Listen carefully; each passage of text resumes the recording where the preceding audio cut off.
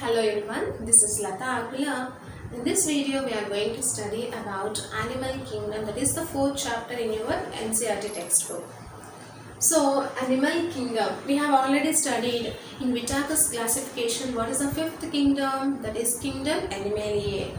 So in Kingdom Animaliae all multicellular eukaryotic organisms were included, right?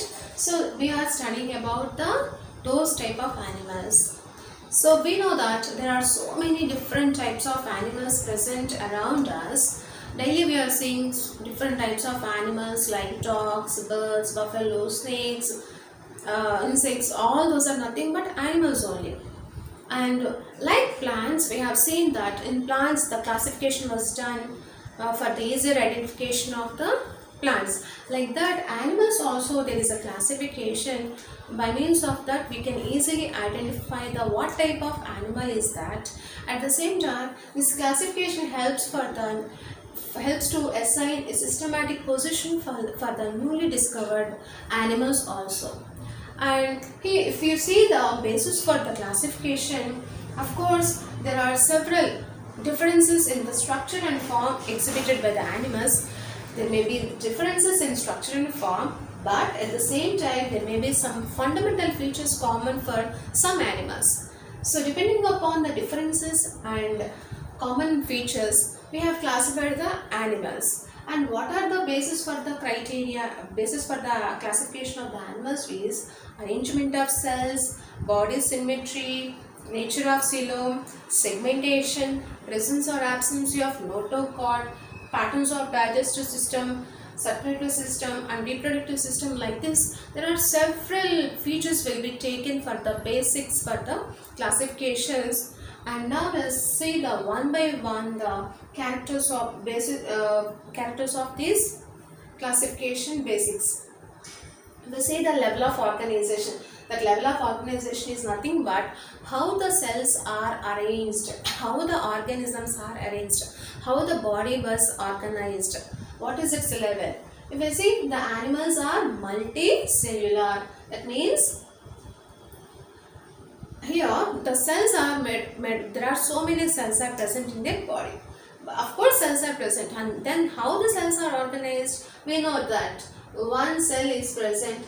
If so many cells are present, it is called a cellular level of organization. If these cells are organized together and form a tissue, and different tissues they will all group together and form organ, and organs will group together and form organ system, and organ system will form a different individual, right?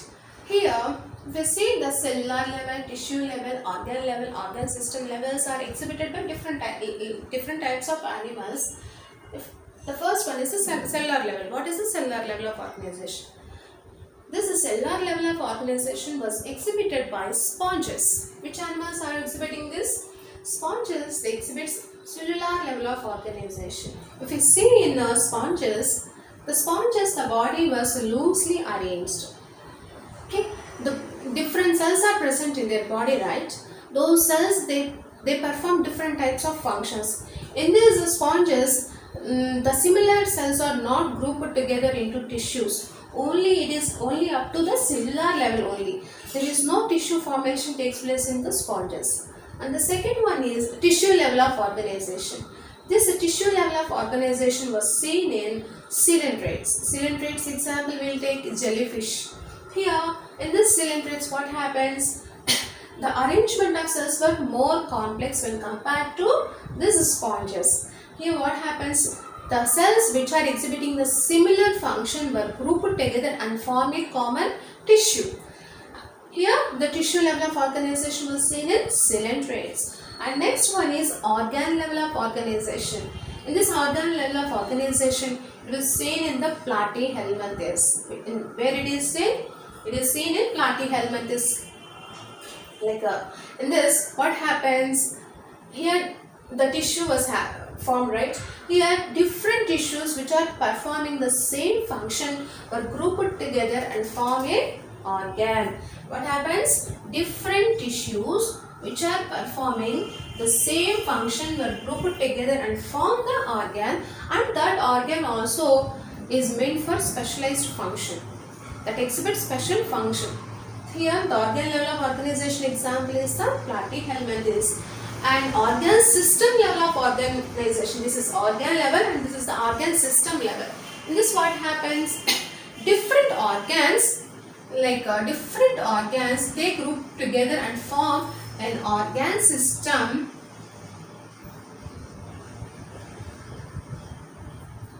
and these organ system that will perform a specialized physiological function, that will have a specialized function.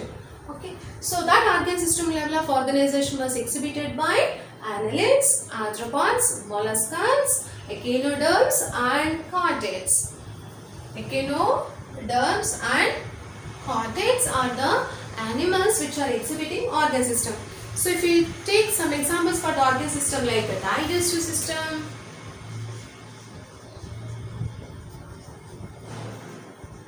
circulatory system, nervous system, respiratory system, endocrine system, all those are the organ systems only. Each organ system is meant for specialized physiological function. And in these organ systems also, different groups of animals, they exhibit various patterns of complexities. It means, for example, if we take platyhelminthes, in this they have incomplete digestive system. What is the meaning of incomplete digestive system? Here, these platyhelminthes, they have only one opening. There is one opening is present outside the body, which will act as both as a mouth and also anus. So there is only one opening outside the body which acts as both as a mouth and anus. Here, by the means of that pore only, it is taking the food inside, and by using the same pore, it will release as the waste material. It excretes the waste material. That type of digestive system is called as incomplete digestive system, which is exhibited by platyhelminthes. Whereas the complete digestive system, in this two openings are present. That if the two openings are present, that is called as complete digestive system. It is if there is only one opening, that is called as incomplete digestive system. In this, anus and mouth are the two openings. We know that anus and mouth are the two openings. This is called as complete digestive system. Like digestive system, in circulatory system also there are different types. Open type of circulatory system and closed type of circulatory system. Open type of circulatory system, what happens? The blood was directly pumped from the heart to cells and tissues. Here what happens? When the blood was released from the heart, that will directly reaches to the cells, tissues. All the cells and tissues, they will bath in the blood directly, and they get the oxygen and nutrients from the blood directly. That type of circulatory system is called as open circulatory system. Whereas closed circulatory system, in this the blood circulates through proper channels, through proper vessels or proper pipelines. Some particular tube-like structures are present in those closed type of circulatory system. Those vessels are nothing but arteries, veins and capillaries. Arteries, veins and capillaries are the three means of circulatory system. From the heart, the blood will be carried out by the arteries to various parts of the body. From the veins, by means of the veins, the deoxygenated blood from the various parts of the body will be carried back to the heart. And these capillaries are the smaller blood vessels which will carry the blood to the deeper layers, right? Here, like this, if the blood was pumping through a closed type of vessels or pipelines, type of circulatory system is called as closed circulatory system. Whereas if there is no proper channels for the circulation, there is no vessels, there is no capillary systems for the transport, that type of circulatory system is called as open type of circulatory system. And the next one is body symmetry. As we are studying the basics of classification, the second character is symmetry. So based on the symmetry, we can classify into three types. They are bilateral, radial and asymmetric animals. In bilateral symmetry, it is shown by annelids and arthropods. If we cut the insect or earthworm in one direction, in one plane, that divides the particular animal into left and right equal halves, that pattern of symmetry is called as bilateral symmetry, which is shown by annelids and arthropods. And radial symmetry. This radial symmetry is exhibited by ciliatrates, ctenophores and echinoderms. We will take the example, echinodermates are the starfish. If we cut the starfish in any plane, from this direction or in this direction or in this direction or any direction, if we cut it from to the central part, that divides the animal into two equal halves. That is called as radial symmetry. So the radial symmetry is exhibited by ciliatrates, echinodermates and ctenophores. And asymmetry. Some animals like sponges, if we cut the animal in any plane, it will not divide the animal into two equal halves. In any plane, if you cut the animal, that will not divide the animal into two equal halves. That is called as asymmetry. So asymmetry is exhibited by sponges. Radial symmetry is exhibited by echinoderms, ctenophores and ciliatrates. And bilateral symmetry is exhibited by annelids. Annelids means earthworms. Arthropods means insects. So this is about symmetry. And third character is cell organization. Here, based on cell organization, there are two types of animals, diploblastic animals and triploblastic animals. The diploblastic animal nature is exhibited by ciliatrates. Triploblastic nature was exhibited by the platyhelminths to chordates. Platyhelminths to chordates, all are triploblastic animals only. In diploblastic animals, in the embryonic stage, there are two types of layers are present. Outer ectoderm and inner endoderm is present. There is a middle mesoderm is absent. This is not the mesoderm, this is mesoglia. The empty space is present, which is called as mesoglia, is present in the diploblastic animals. In diploblastic animals like ciliatrates, what is present? In the embryonic stage, the cells have outer ectoderm and inner endoderm layer. Middle mesoderm layer is absent. Instead of mesoderm, what is present? The cavity which is called as mesoglia. And the triploblastic animals. So in the developing embryos, in some animals, they have three layers. If they have three layers, they are called as triploblastic. They have two layers, they are called as diploblastic. The three layers are outer ectoderm, middle mesoderm and inner endoderm. Here, instead of mesoglia, what is present? Mesoderm is present. So, that is called as triploblastic nature, which is shown by platyhelminths to chordates. They are triploblastic only. And the fourth character is nature of coelom. Nature of coelom. Depending upon the coelom, again three types. We can classify into three types. They are coelomates, pseudocoelomates and acoelomates. And then what is a coelom? Coelom is nothing but at the body cavity.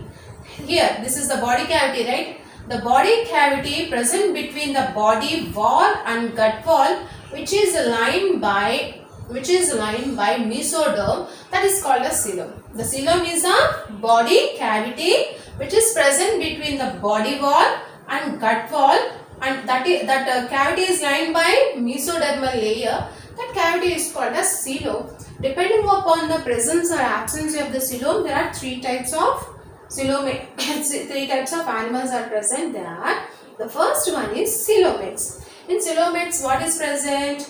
There is between the body cavity and body wall and gut wall, there is a cavity is present. The body cavity is present.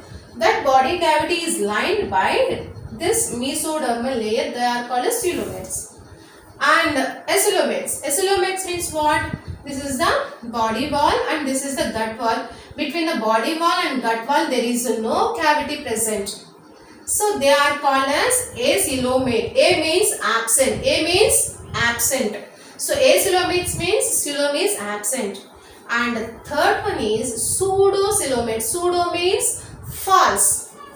Pseudo means false. Here in some animals there is here this is the body wall, this is the gut wall, this is the coelom. Here the coelom is absent but the mesoderm was in the form of scattered pouches. See here, these black colored ones are the scattered pouch like structures are present. Instead of cavity, what are present? The mesoderm is in the form of its scattered pouch like structures are present. That is called as pseudocoelomates. Pseudocoelomates means false coelom.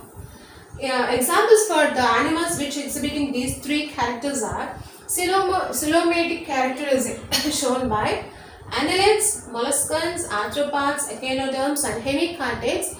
They have coelom, that is a body cavity is present between the body wall and gut wall in annelids, molluscans, arthropods, echinoderms and hemichordates. Whereas in acoelomates like platyhelminthes, they do not have a body cavity, that is coelom is absent in platyhelminthes. And pseudocoelomates, in aschelminthes, platyhelminthes, they have, don't confuse between the aschelminthes and platyhelminthes. The platyhelminthes, it exhibits a coelomatic character and the aschelminthes, it exhibits pseudocoelomic character which consists of scattered pouches in the body cavity. And segmentation, fifth one. The fifth character is segmentation. Here in segmentation, the body is externally and internally divided into segments. You see this is the earthworm. It consists of so many segments are present. Here the body not only divided externally, in the inside also, internally also the segments are present. So that nature is called as segmentation. The body is externally along with internally divides into segments, that is called as segmentation. And there is a repetition of at least some organs in this. Inside there are some organs are repeated along with these segments, that is called as metameric segmentation. Examples for this metameric segmentation were annelids, that is earthworm. And the last one is notochord. Notochord is nothing but it is mesodermally in embryonic stages. In some animals they have in embryonic development there is a mesodermally, in the mesodermal lesion there is a rod-like structure which is present on the dorsal side of some animals. That rod-like structure, cord is nothing but rod-like structure, that is called as notochord.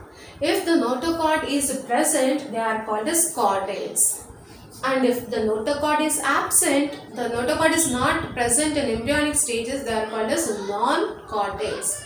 Examples for the non-chordates are almost Porifera to Echinodermata, all are non-chordates only. And the remaining one chordates are, they consist of notochord in its embryonic development.